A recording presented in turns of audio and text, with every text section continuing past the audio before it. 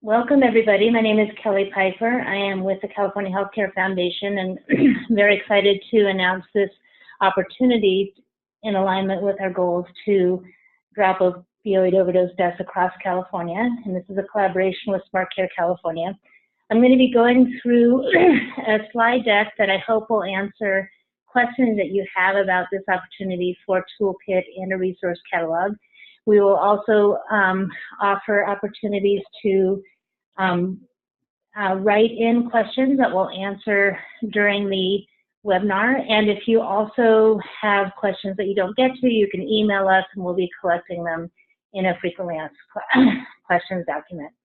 Because we have a lot of attendees, everybody's going to be muted, and if you have a question that's too long to ask in the Q&A box, we can unmute you, so you can raise your hand and we can take care of that at the end of this slide deck. Do feel free to ask questions as I go through these slides, and I can answer them as we go or at the end. And as I did say, we are recording this, and no later than a week we'll have this on our website so that you can look at the recording and the slides. And so again, if you have questions about content, use the raise your hand icon or type in the question in the question box. And if you have a logistical issue, please, you can use the a tech issue. We'll take care of that as well.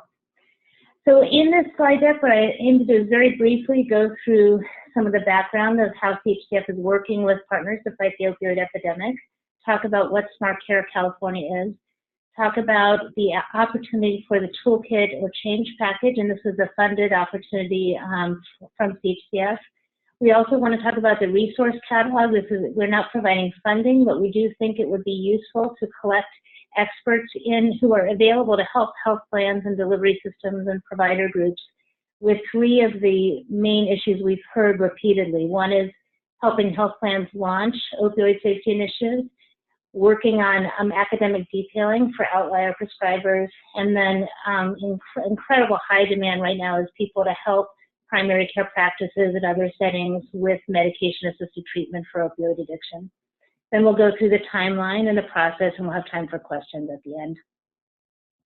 So if any of you saw this Stat News article, it really puts literally faces on the epidemic and goes through 52 weeks, 52 obituaries. And one of the striking things about this presentation is how young the folks are that are being affected by the opioid epidemic, because even though alcohol and tobacco kills far more people, neither smoking or drinking are likely to kill you tonight in your sleep. And that's what we're seeing is young teenagers experimenting for the first time, people with only in the first or second year of their addiction who make a fatal mistake, and people with chronic pain who might be taking their drugs exactly as the doctor prescribed, but make a mistake, take an extra OxyContin, drink a little wine, and then find that to be a fatal mistake. So we with California Healthcare Foundation are committed to dropping those overdose deaths in California.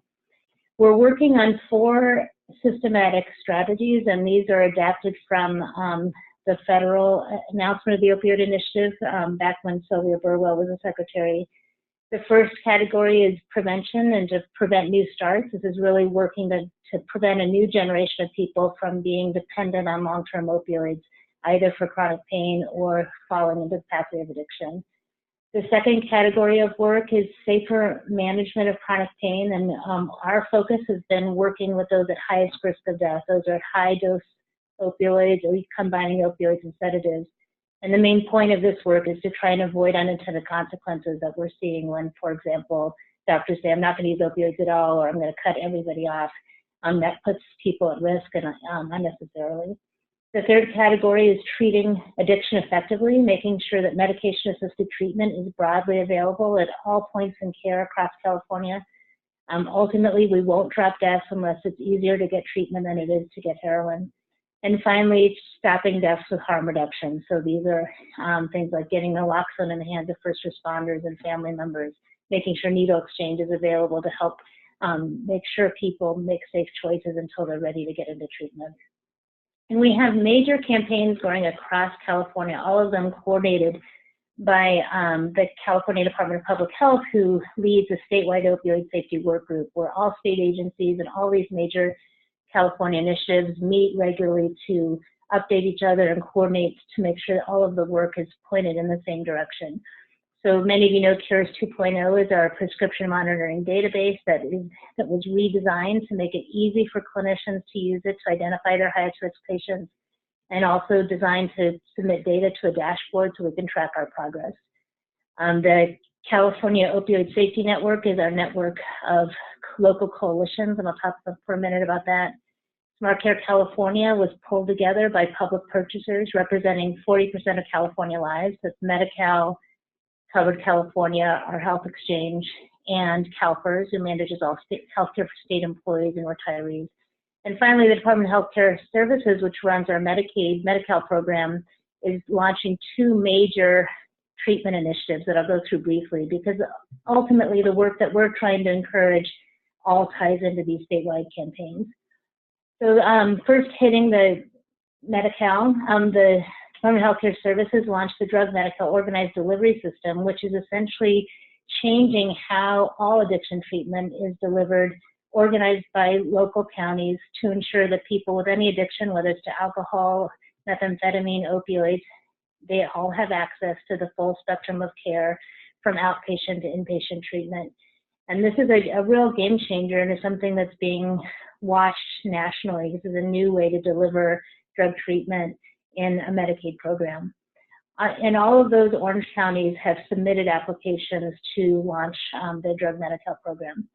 On the right, the California Hub and Spoke system was modeled after a program in Vermont, and that was able to link opioid treatment programs, which traditionally have been siloed methadone clinics that have really operated independently, to be able to redefine those and reorganize these treatment programs as hubs where they have specialty addiction expertise and they can work in collaboration with spokes. And spokes are community health centers, private practices, emergency departments, hospitals, even jails. These are places where people can access treatment. And the goal is to have a California system of addiction treatment operate like any other specialty primary care relationship, where if someone's more complex, they'll go to a cardiologist.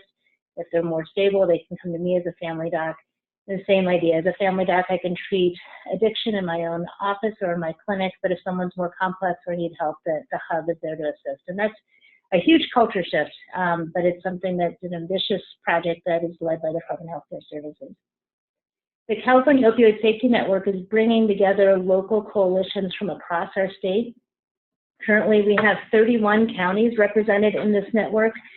Each of these counties has leadership from hospitals, mental health programs, public health departments, medical societies, pulling together stakeholders from everyone affected by the epidemic in that county.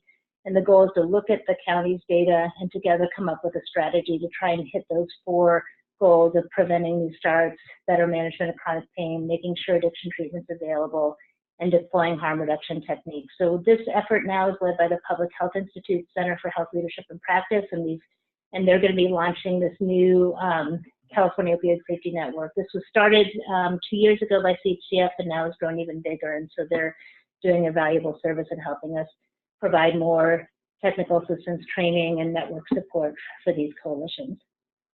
Smart Care California, as I mentioned, is a partnership of the major healthcare purchasers as well as health plans and provider groups. And we've got 3 areas of focus, one of which is opioid safety, which is this webinar is going to touch on.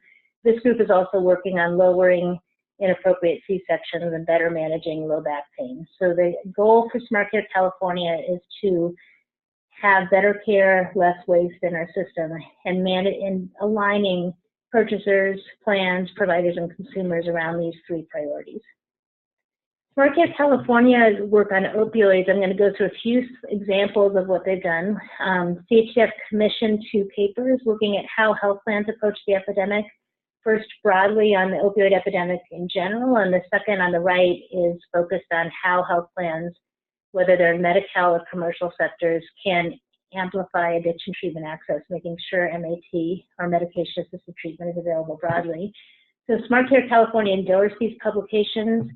On the Smart Care website, they pulled together resources for consumers, providers, payers, and purchasers, and some of the payer and purchaser resources are based on these papers in terms of what we learned from leading plans and national research. And then from these two health plan papers, SmartCare created a checklist of best practices or approaches health plans can use in each of these 4 categories to ensure in their membership to lower opioid-related morbidity and mortality.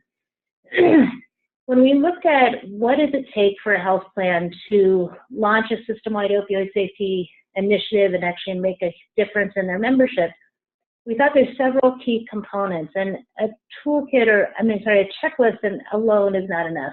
Clearly, a health plan needs executive commitment or an external pressure. You need a clinical champion to lead the work. You need to know what to do, how to do it. Inside a health plan, you need strong project management.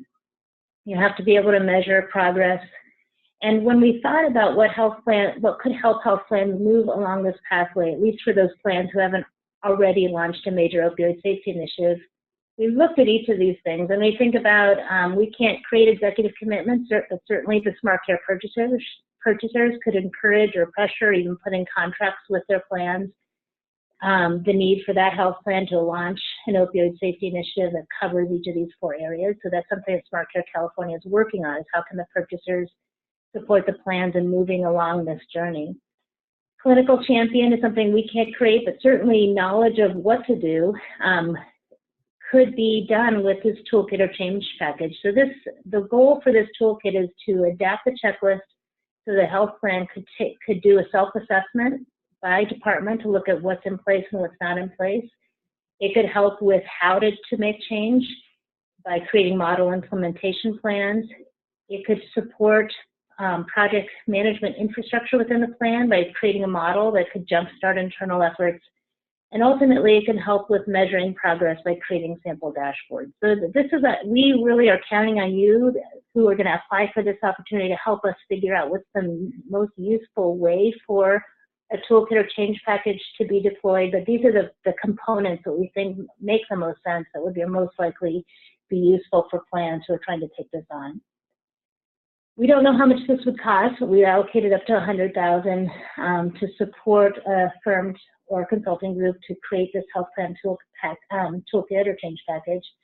We do want it to be based on what we've learned from the national research from these case studies for these papers that I've mentioned on our website. And when you get the slide deck, you can click on these links, or you can just look on our website for these papers. And I encourage you to read them if you're thinking about applying for this opportunity. We're asking all applications to be in by March 5th because we want to turn around and announce the awardee March 12th and then get moving pretty quickly on this work. We'll be publishing the toolkit. SmartCare California will be sharing the toolkit with all their contracted plans. Our goals are ambitious. We really want to see with all of the efforts that are happening across the state independently of SmartCare, but with the extra help of SmartCare, we want to see that 100% of plans have been implemented at least half of the items on the checklist, and that all plans are launching opioid safety initiatives if they haven't already, that at least 75% of plans have hit 75% of these approaches, and we're going to be doing a survey in 2019 to look at how we're doing compared to our baseline. This complete survey result is available on the SmartCare California website, but when we looked at the plans in each of these categories, those contractors with Cover California, CalPERS, and Medi-Cal, and there's some overlap, we found there's a real range of some health plans really not doing much in the area at all, at least when we initially did the survey last year. Some plans doing most of them, and some kind of in that middle space of working along that pathway. So we do think that if we repeat this survey in 2019, we'll see a lot more green, and that's our goal, is to do everything possible to help these health plans move along that continuum. This is too detailed for you to read right now, but I did want to just share that the Optum Labs published in Health Affairs a really nice dashboard of all the different ways they looked at opioid safety in their membership and the different measures that they developed. And we're working with Optum to see if we can at least do this type of reporting in Medi-Cal. But you can see they've got a prevention category, they've got pain management categories, they've got treatment categories, and they also have a special category in maternal, infant, and child health. But again, we think that the toolkit could potentially include some type of draft measure dashboard with some specifications, and we can work with the finalists to share what we've learned from Optum and other efforts to do similar dashboards. So in terms of timing and details, you can, on our website, there's information about a cover sheet. The application narrative, we're just asking for a maximum 10 pages of text, and there's additional information you can include that doesn't count towards this 10 pages. There's information on our website about how to submit a proposed budget and budget narrative. We obviously need your tax status, and here's the deadline again. We want to launch in April, so we're trying to get all the decision made by March 12th. We will have a review committee with a variety of experts inside the CHCF and Smart Care and some health plan and provider group representation, and we'll be using these criteria to judge the proposals and choose a finalist. So clarity, understanding of health plan operations, obviously whoever is the finalist will understand how health plans work and how health plans make change internally, judging on the experience and expertise of the project team, and then obviously appropriateness of budget and timeline. We're going to be, CHCF is responsible for making the budget decision, and unfortunately we can't provide individual critiques of proposals. So I'm going to switch gears. Again, if you have questions about the toolkit change package, please, at the end, you can raise your hand or you can start writing questions into the question box now. I'm going to switch gears and talk about the resource catalog. And this is a little unusual for CHCF in that we're announcing an opportunity, but we're not funding it. And the logic is that we want to make widely available in California experts who can help plans and delivery systems and clinics make change. And when I was at a health plan, when I worked at CMO, we always kind of went to the same consulting firm whenever we wanted to implement a big change. But if I was there now and I wanted to implement an opioid safety initiative, I wouldn't necessarily know who in this field has the clinical expertise, the health plan operations, who would be good to contract with. If I was a health plan and I wanted to do academic detailing and reach out to my outline prescribers who are prescribing really high volumes, I may or may not have that expertise in my plan. I may have a great pharmacy department or great medical directors, but they may not have the skills or the time, bandwidth to go in person or call outlier prescribers and really coach them on how to do better opioid stewardship, how to co-prescribe naloxone, how to work with high-dose patients and get them down to safer, lower doses. So ultimately, we thought this could be a useful tool for our community in California if we had a resource catalog of consultants who are available for health plans to contract with to help them look internally at their opportunities and launch an opioid safety initiative. We thought it'd be helpful to know who out there has skills in academic detailing or could build those skills. So we'll talk a little bit about that. And finally, I'm constantly getting questions about who can help clinics and delivery systems launch MAT programs. I did get a question about the toolkit, like what's the expectation of project completion date? I don't actually have a firm idea, and I would ask you when you submit your application to submit the earliest deadline when you think it's you can do a good job. And I thought of arbitrarily saying I want this project to launch in April and be done by August. I don't know if that's realistic. So I would say that I'd like the toolkit ideally to be published and ready by the fall, and the sooner the better, since the demand is there now and we want to make change now. So, but again, I would just ask, when you put your application together, knowing that we'd like to launch in the fall, and just be reasonable with that balance between we want to be fast, but we also want to be good. The question about is this restricted to California-based companies? The answer is no. Anyone can apply, but the work that we're CHCF is focused on California, but certainly if the toolkit is valuable nationally, we'd be happy to share it nationally. So the answer is you don't have to live or work in California. We want you to focus on making a toolkit that's helpful to California-based plans, but if it's useful nationally and you live elsewhere and you are the best application, we will definitely choose you. How many plans do you expect using the toolkit? It's hard for me to know because many plans have already gotten something started and may not use it. Well, many, at least according to what we could see in the survey, are not doing that much. So we hope it is applicable that is used broadly across California, even nationally, but I wouldn't be able to guess how many plans we expect to use it. There's a question about would health plans and delivery systems be available to engage for input? Absolutely. This will only be useful if there's a process of getting input from experts in the field. And because I have deep connections in health plans from my previous work there and from my work with healthcare services, I'm happy to work with the finalists to create kind of an expert committee or individual interviews. In other words, to make sure that you get the input you need to make a great product. What federal or state legislation is likely to affect this project? That's a really interesting question.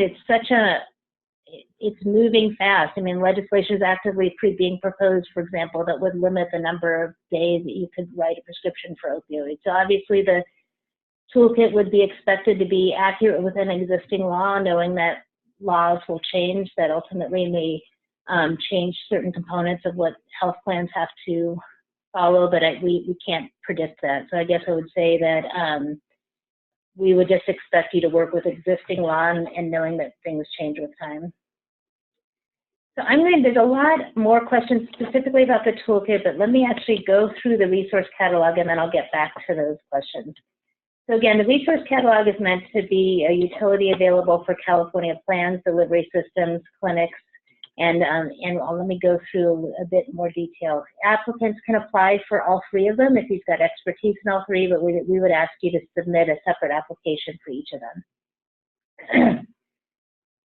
So as I mentioned, this is not a funding opportunity. We think it is in your interest, if you would like to work with plans, delivery systems, provider groups, to have your name out there and to be able to package your services in a way that then will distribute widely. But CHCF doesn't have the resources to fund it. And the main exception, I would say, is if you are able to help clinics launch MAT programs. There's imminent work in the Hub and Spoke program. They're actively looking for mentors and coaches, and we at CHCF are looking into other collaborative opportunities. Like we launched a treating addiction and primary care program that was run by the Center for Care Innovations. It's winding down in March. We're considering working with other funders, whether we would do another collaborative. If we did, there would be opportunities for MAT experts. So that'd be the one exception where there may be funding in the future, but our goal with this is not to fund anything directly, but to be able to provide resources for plans so they could look at a list and say, okay, here are the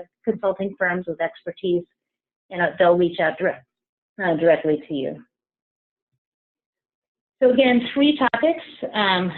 The first one that I'm going to go into is consultation and technical assistance for health plans.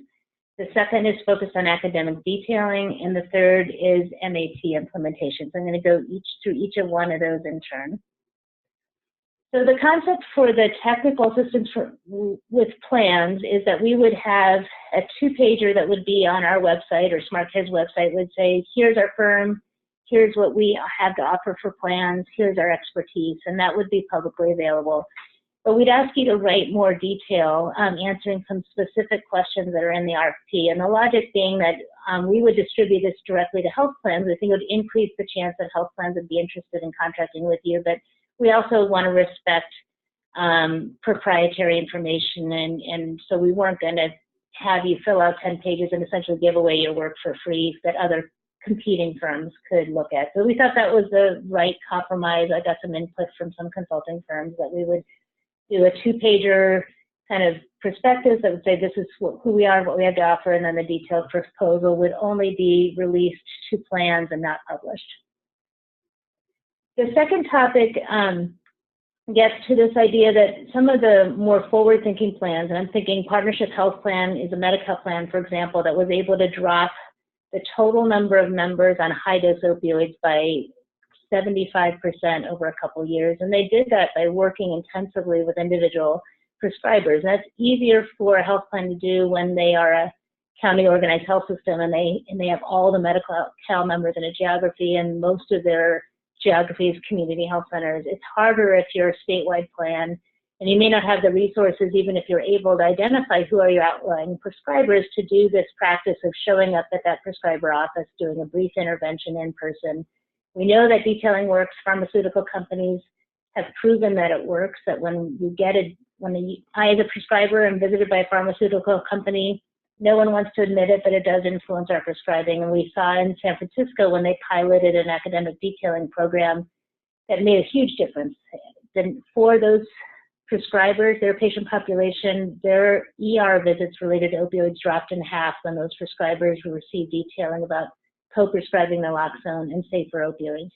And there's now a well-developed toolkit that the Public Health Department in San Francisco has been using in collaboration with the California Department of Public Health. They've been deploying across the state. So there are resources available, but what there aren't are bodies. There are not enough people to do this work of knocking on the doors of doctors' offices. And so that's what we're looking for is if you're a firm who can find and hire these people, we're happy to share what the Public Health Department is using in terms of the beautifully printed, designed, written material you leave with the doctor's office. We're happy to share training, but we definitely want to see if we can pull together a workforce that health plans could hire, or even like managed care provider groups could hire to reach out to their outlying doctors, because we do think that there's a very small percentage of these doctors that are fraudulent. Most of us, and I include myself as a family doctor, are prescribing opioids because we think we're doing the right thing. We may not be aware that we're outliers and that when we get concrete help, it can make a difference.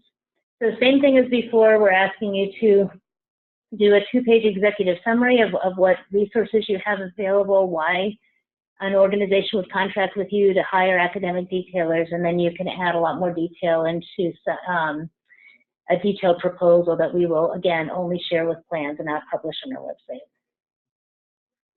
The final topic about MAT, this came up because over and over I'm getting emails from people saying, where are the MAT coaches? Who do you know? Who could we hire? And these may be just practicing doctors who've been doing buprenorphine prescribing for a long time and are willing to devote 10 hours a month to either visiting other clinics or practices or mentoring people on the phone. But some of it is clinical, but some of it, as you can imagine, is operational. When you're a clinic that's never done addiction treatment and you're starting a new program, it's helpful to have someone guide you through how do you train your staff and how do you change your workflows and which staff can unload the doctor so the doctor or the nurse practitioner is not doing everything themselves, but there's someone else who's helping with the behavioral health and someone else who's helping with maybe some of those patient touch points when they're just getting started on buprenorphine.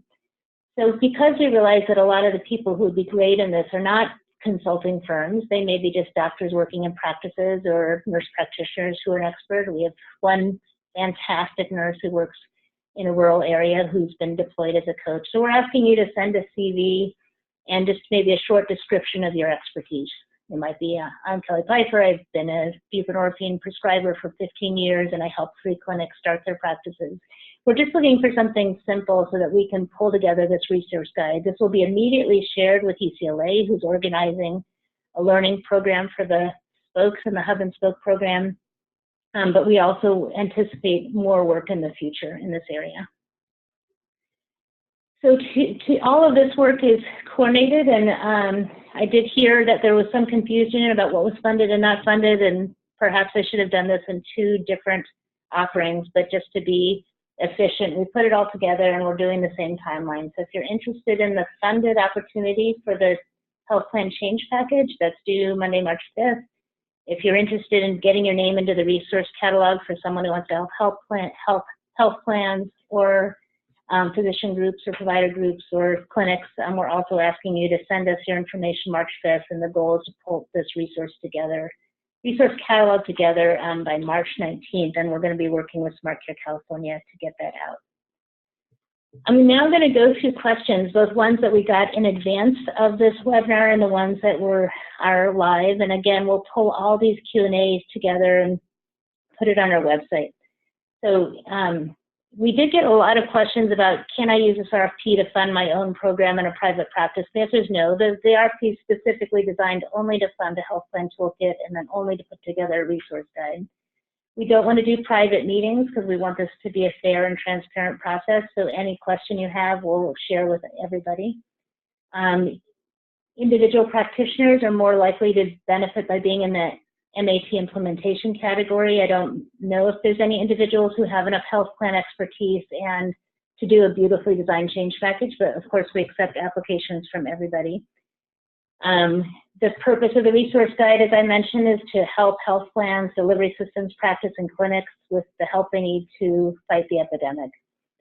And are we looking for broad expertise beyond clinical practice? I think this answer is in the application, but absolutely, as we know, when you're making a change like this, either in a plan or a provider group or a clinic, it's not just about the clinical expertise, it's about how do you make change stick. There's a whole implementation science about how you use quality improvement methodology and project management methodology and understanding workflows and engaging stakeholders. All of that is really important to make sure that we have created change that will stick.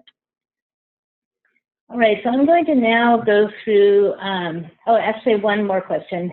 Applying for the guide would include us in the catalog, but we're not obliged to take jobs. And of course, that's correct. The whole goal of the resource catalog is just to make available who's out there, and then it's up to you to decide who you want to contract with or work with and who you don't. So, and then of course, if you decide you no longer want to be in the resource catalog, it's a live document on our website and we can always remove your name. Now I'm going to go through the written questions that I weren't able to get to. So a question about what audiences are being targeted, member, provider, or plan. And I think for the toolkit opportunity, the audience is a plan.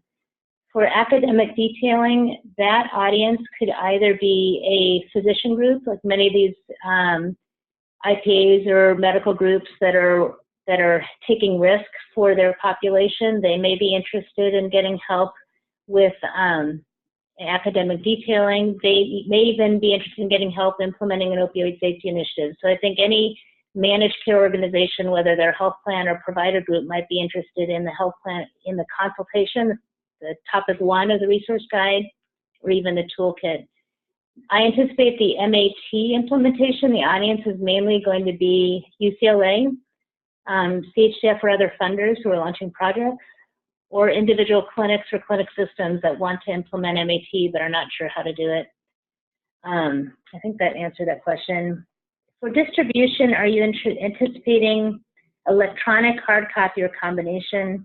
I'm anticipating it would be electronic with PDFs. I don't think we're going to be managing hard copies.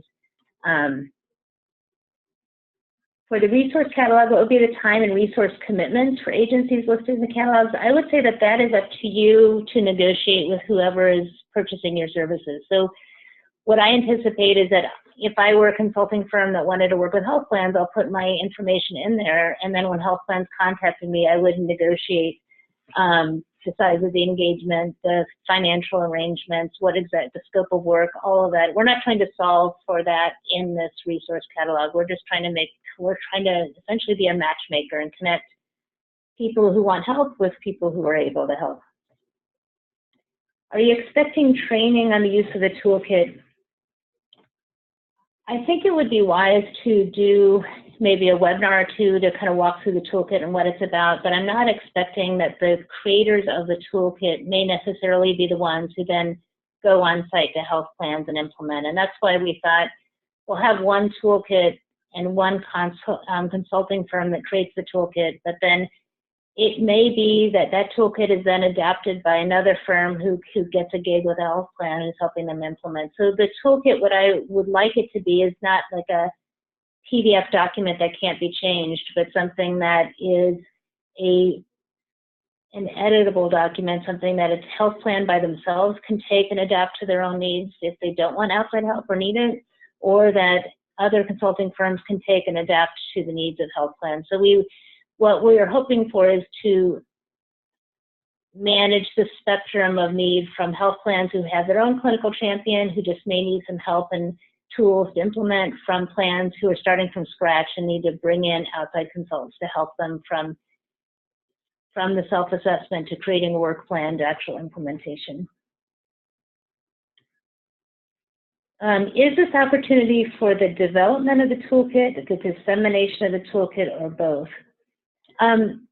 We are expecting that the funding we provide would cover the cost of developing the toolkit and perhaps doing 1 or 2 webinars that we would make publicly available. The dissemination we are thinking would be through the arms of CHCF and Smart Care California, that we would get the word out, we put it on our website.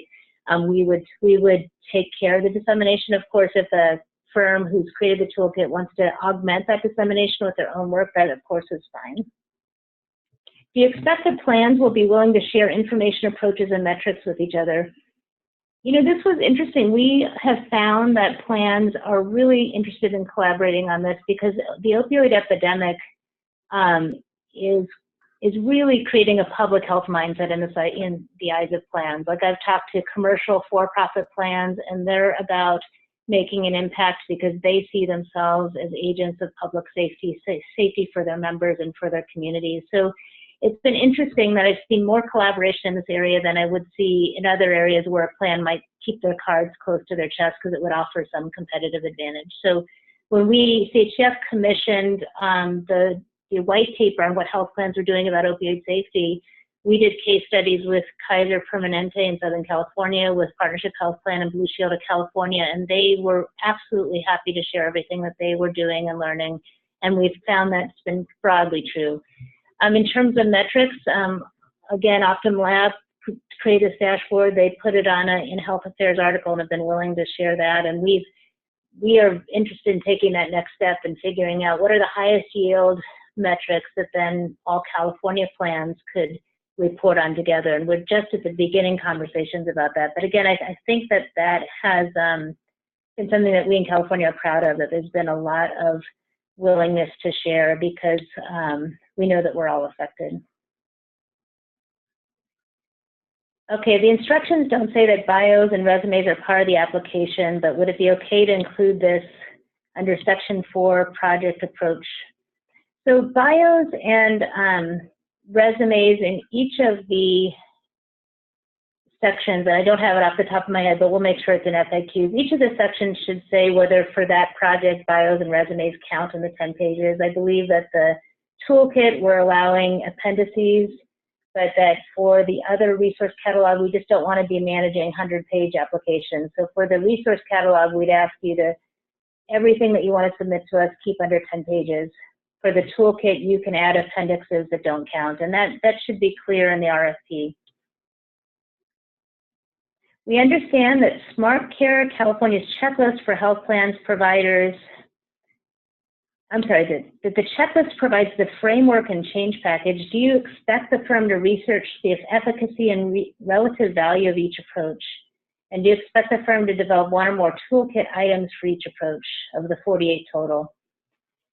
So this was tricky. When we did the research with health plans, we wanted to be able to say, here are the examples of things that have rock solid evidence supporting them. And as there's been some recent publications that when you take each of these things in isolation, they're really hard to prove whether they work or not. Everybody is trying a lot of things at once. There's no randomized controlled studies that are looking at what matters the most. I mean, we have good data from other countries that show that the thing that matters the most is making sure everyone with addiction has access to treatment, and treatment's easier to get than heroin and fentanyl. And, you know, France made buprenorphine, for example, widely available. They made health plans pay extra for doctors who are willing to prescribe it. They removed all regulatory barriers, and their death rate dropped by 80%, where our U.S. death rate increased by 21% last year. So we at CHCF feel that the most evidence is behind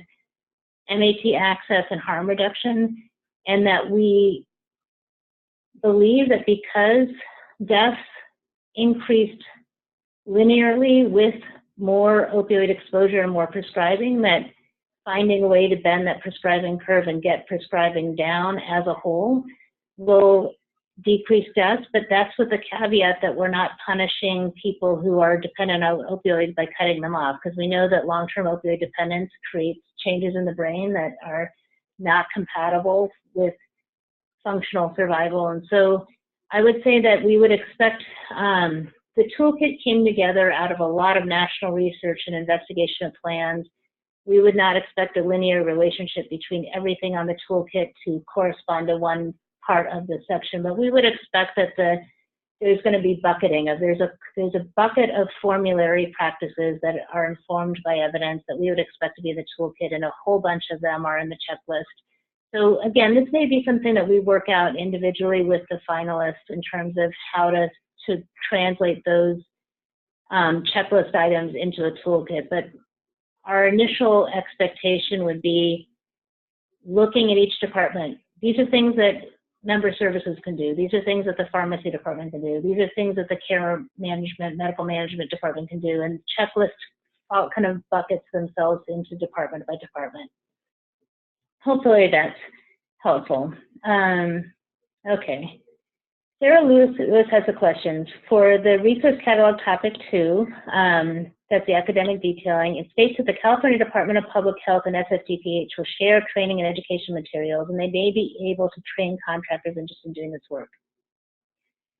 So the California Department of Public Health and San Francisco Department of Public Health have broadly agreed that this is work that they're not considering proprietary, and they're trying to get it out into the field, but I haven't nailed them down yet on details. Like, for example, they're hosting an academic detailing training in LA in the spring that they're inviting health plan representatives and others to attend, and that training has limited capacity. And we California Healthcare Foundation is working with CDPH and FDPH to make sure that training is available to health plans 4 different times over the course of 2018. So what does it mean for any people on the resource catalog specifically about how to access that training? That's something that's still in conversation. But I know that in terms of the principles, that both public health departments are all about making sure that the highest number of prescribers are reached with high quality interventions. And what specifically does this mean? I haven't worked out yet, but I certainly can, I will make it a priority over the next few weeks to talk with both of those organizations and get a little bit more firm detail about what they're willing to share in terms of publishing on a website, what they're willing to share in terms of inviting people to trainings. I think the key concern that I've heard is that they've got a set of trainings that's written in paper, but without the in-person training, like learning motivational interviewing, for example, it doesn't turn out that doctors change when someone just drops information at our door. A piece of it is that conversation and how to have an engaging conversation and see doctors where they are, nurse practitioners, and help them with the change. So all that to say that it's a complex change process, and we're going to work to make sure as much of what's been developed already is available to as many people as possible. For the resource guide, are they tested interest from plans, and what are some of the key competencies and criteria they've expressed interest in? I can just say that I've had conversations with consulting firms that are already arranging engagements with plans to help them with opioid safety initiatives. And I've talked with plan leaders who have some who are doing this themselves and some who are interested in outside help, but I haven't gone into the competencies and criteria. So I think there's some of which I would just ask you to see what's in the RFP, and if there's particular questions that aren't addressed there, email us and we can put them in the FAQs. But I can just say that there's interest from many plans, not all, and I think in some ways it's the chicken and egg that plans may not know what type of help they need until they see what type of help is available. For the toolkit, will the copy editing and communications team be involved in editing, layout, and publication process, and do they have a time frame? So anything that's published by CHCF, we always have our communications team deeply involved in editing, design, and publication. That's a collaborative effort with the publisher, and typically there's a 4 to 6 week time period between when we get the final draft and then working with our internal team to put it together into something that CHCF will publish. So it's roughly 6 weeks from the time of submission, and we would of course work with you collaboratively to make sure any changes that we make are acceptable to you.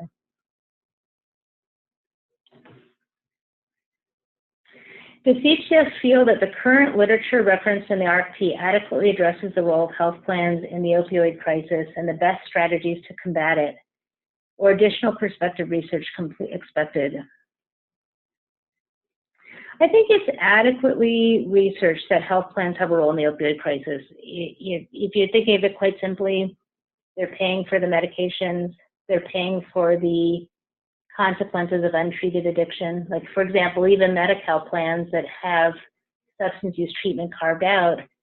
In our MAT paper, we've collected all the evidence we could find that clearly shows that health plans save money and improve outcomes when people are brought into effective treatment in terms of the medications that have been proven to treat opioid use disorder, and that's cheaper than letting untreated addiction reap its consequences in terms of ER visits and hospitalizations. So the role of the health plans in being able to implement opioid stewardship and put in place changes that help providers make the right decision, I think is adequately researched, and we don't need additional research on that, as well as the health plan's impact on addiction practices. And I think both of our published papers at HMA, researched and produced, in my mind, are sufficient to move forward and act and create change packages and help health plans make the right decision. I think there's a lot of cynicism about one-off interventions like health plans that just implement formulary restrictions that do nothing about addiction treatment, nothing about harm reduction, nothing about prevention. There's been some published literature about how do we know that works, and I would completely agree. But the health plans that have done an all-out system-wide approach that is patient-centered, that works to support its providers, that works in all four categories, have had really important results, and the 3 case studies go through some of those results that we've seen. What role will CHCF and Smart Care California play in promoting and deploying the toolkit? We're going to do our best to promote it widely and to encourage health plans to use all or part of it to move their opioid initiatives forward. So that means broadcasting in newsletters, webinars, potentially presenting at conferences. Smart Care purchasers will be sharing it with all their plans. And there has been conversation about what would it mean to put in a contract with the Smart Care purchaser the requirement to implement an opioid safety initiative. So that hasn't yet been decided, but it is definitely, the Smart Care wants to play the role of encouraging, animating health plans to really take this on and to do it in a systematic way, not a one-off way. Rita asked, do we want to see the examples of work for the resource guide for application 3 MATTA? Anything you can do in 10 pages. And again, we don't want to be flooded with a lot of information we don't have time to read, but if you have work that you think would be something that would help someone decide to hire you, then I would include that in a link. If you can't, if it's too much to include in your 10-page application, then feel free to link to existing work on the web that you've published or that you've led, because certainly that will help people make informed decisions about who they would like to work with. All right, it looks like that I've gotten through all of the written questions. Now we're going to go to, does anyone want to raise their hand and have any questions that they want to ask us verbally? And Challen and Glenda, if you can help me by identifying if anyone's raising their hand. We're using a new system. But I'll definitely leave the lines open for the next few minutes in case you have a written question. And certainly if there's a question that you asked that you feel like I did not address fully, we've got about 10 more minutes. So I'll just give you time to either ask another written question or to raise your hand.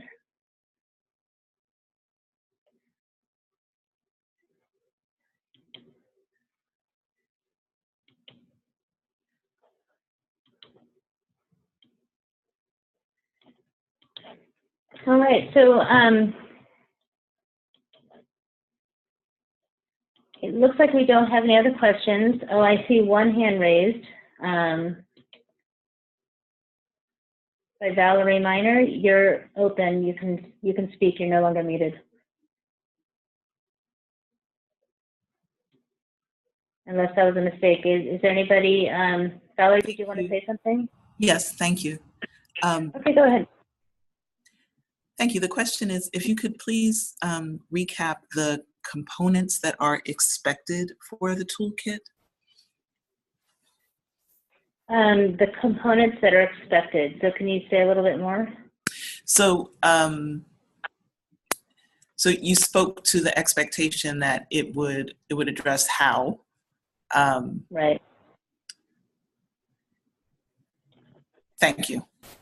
That's okay. So going back to the, I've put up the toolkits, and so this is, I will be frank that we're learning as we go. I'm an ex-health plan chief medical officer. I try and stay in touch with my colleague health plan HMOs, CMOs, but I don't pretend to have all the answers. So when we met with Smart Care and we talked about what are the things a health plan needs to launch a system end-to-end opioid safety initiative if they're not doing it already, or to broaden their opioid safety initiative if all they're doing is formulary changes. Because certainly it's easy as a health plan to say, fine, we'll just put formulary restrictions that make it hard to prescribe, but that doesn't actually solve the problem. So we tried to think, what are the components that would be helpful that we could do from the outside of the health plan to help? And that's where we came up with this concept of, you know, we've got the checklist, we know what to do, but self-assessment tools could be helpful. So if I was a CMO and I went to my member services director and I said, here are the few things that member services could do. Can you look at what you're doing and see what you're doing already and what you haven't done? Like a good example is with a leading health plan told me that they put in place dose ceilings, that if you as a primary care doctor wanted to prescribe more than 120 morphine equivalents, you had to submit a prior authorization request to explain why you're not tapering that patient slowly. And what would happen is that a doctor would say, okay, I'm going to taper this person, and the patient would call customer service and say, I hate my doctor, my doctor's being mean, I need a new doctor. And the customer service people would say, oh, I'm so sorry, your doctor is not meeting your needs, let's find you another doctor. And ultimately it would be undermining what the health plan was trying to do. So they did a staff training helping their customer service department understand the opioid epidemic and why doctors would want to taper people to lower doses, and help them understand that opioids don't always help people. So that's a good example of what may happen in a member services department, which may be about training and helping get people into, you know, not playing into this doctor shopping problem. And then, for example, case management, a lot of those case managers don't know anything about addiction. They may have been trained in helping with housing and food insecurity, but not understand how to help navigate people into addiction treatment. So the case management department may need a self-assessment that says, have my case managers been trained in available addiction treatment resources, or have they been trained in the importance of medication and treating opioid addiction? Since the case manager may be coming from a 12-step bias that may believe that medications are harmful to people with addiction. So again, the idea is that we know that health plans do things by department and department by department. It'd be helpful to have a way to assess what of these approaches are already in place and what would it take to get to where they are in place, and that where some model implementation plans might be helpful, where the toolkit might say, these are the types of trainings that your case managers may need. They may need a motivational interview training. They may need a trauma-informed care training. And then, again, we know that this is complex. Anything that involves more than one department in a health plan is complex. So having some type of implementation work plan, you know, they've been called maturity models or Gantt charts, or just some way to help a health plan say, this is where I am, this is where I need to be, and this is a draft work plan, and then again, some sample dashboards. So again, we're gonna do the best you can with your application to showcase what you think is possible, and then we'll, of course, be collaborating with the finalists. But this is based on what we know now, what we think would be the important components of a toolkit. And of course, those of you who've worked with health plans on major implementation initiatives will have more knowledge than I do about what type of structure ends up being very useful for a health plan to help them move from planning to doing. All right, are there any other, so here I've got a question. What is the balanced focus of the toolkit? Preventing new starts, treating existing long-term users, or MAT? I would just say that the toolkit should encompass all four components, and that I think the balance will depend on how much paper it takes to do self-assessment and create implementation plans. So I don't really know how to answer that other than we want to make sure the toolkit encompasses all 4 components. There's not a lot that health plans can do in the 4th component of harm reduction, so I imagine that section is going to be a lot smaller. But certainly there are health plans who've stripped away prior authorization requirements for naloxone, that have worked with the purchaser to take away the copay for naloxone. So there are some things in the 4th category that health plans can do, but certainly we expect that the first 3 should be fairly robust, because each of those is a big lift in terms of how you prevent new users, but make sure that opioids are still available for those who need them, how you treat long-term users by focusing on those with high dose and benzos, which are tricky, and providers often need help and support to taper them slowly without risking them saying, I'm just cutting everyone off, or I don't do opioids anymore. So each of these 3 things is tricky, but we expect that the toolkit will incorporate all of them. And one question came, if we have experience with other strategies that are not listed in the tool checklist, can we include them? Absolutely. That's why I don't think I have all of the answers, and that I would love to work with a firm who knows more than I do, who can make the toolkit even more robust than something that CHCF or SmartCare would create on our own. Okay, I'm just looking to see if there's any other hands raised for questions. I don't see any others, but if certainly if you have questions that we have not answered, I'm going to go down to our email address, and certainly do feel free to reach out to us. And like I said, within a week we'll have the recording, all of the slides. We'll summarize the Q&A that we did in the webinar, maybe not every question, but in terms of just ultimate those questions, we'll make sure that those are available. Thank you so much for your time, and again, we're really grateful for your attention, for your expertise, and we look forward to working together to drop opioid overdose deaths in California going forward. Thank you.